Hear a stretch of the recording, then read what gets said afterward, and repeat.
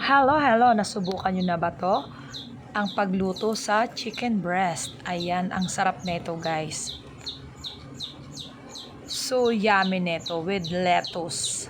So ayan guys, ito nga pala ang aking chicken breast. Nakabili ako sa palengke and then pinakuluan ko muna siya. Ayan, hinugasan ko muna, pinakulo ko siya ng mga 20 minutes or kulang 20 minutes. Ayan, linagyan ko na ng asin saka paminta para may lasa-lasa na siya. And then syempre guys, after pakulo ng mga bago mag 20 minutes, set aside ko muna and then pinalamig. And then guys, ginanyan-ganyan ko, ginayat-gayat kong maliliit. Ayan, continue lang ang gayat niyan. And after niyan, prepare ko na yung aking mga sibuyas at maraming bawang guys. White onion guys, para puti lang talaga siya. So ayan guys, prepare na ang ating mga pasarap na sibuyas at bawang. Ayan na nga guys, nagayat ko na, ayan na. Ready na yan guys para igisa. So ayan guys, sa ating kawali, linagyan ko na yan ng oil and then iuna natin ang ating white onion. And then guys, after ng white onion, syempre lalagay na natin ng maraming bawang. Mas masarap maraming bawang dahil mas malasa. So ayan na nga guys, o diba? Dalawang ulo ng bawang yan guys, yung dalawang buo. So ayan, para mas malinam ng ating chicken pastel. Parang chicken pastel lang siya guys. So ayan.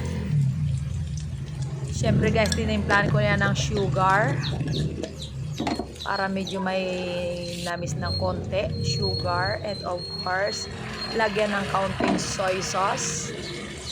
And then guys, oyster sauce.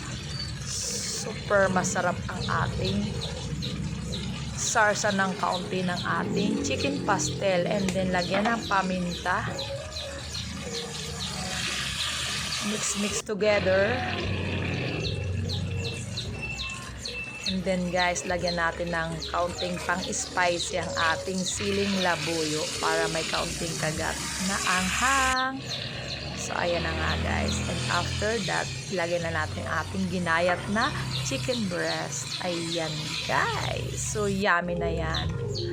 And then guys, syempre i-mix together na yan. Pagka mix guys, lagyan natin ng butter. Medyo marami-raming butter para napakalasa. Masarap talaga.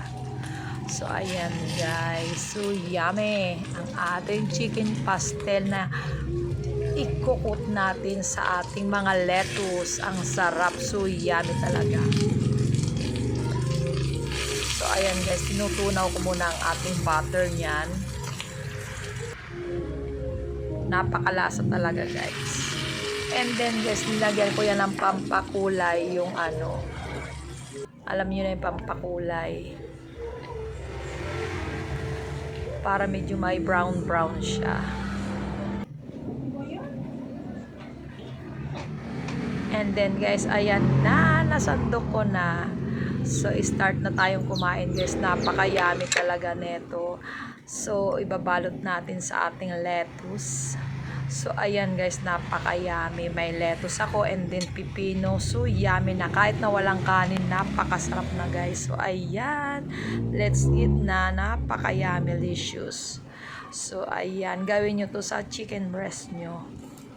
So ayan, wow, so yummy naman talaga. Oh, 'di ba? Nakakatakam guys. Kahit na walang kanin, okay na. Napakalasa talaga. So yummy.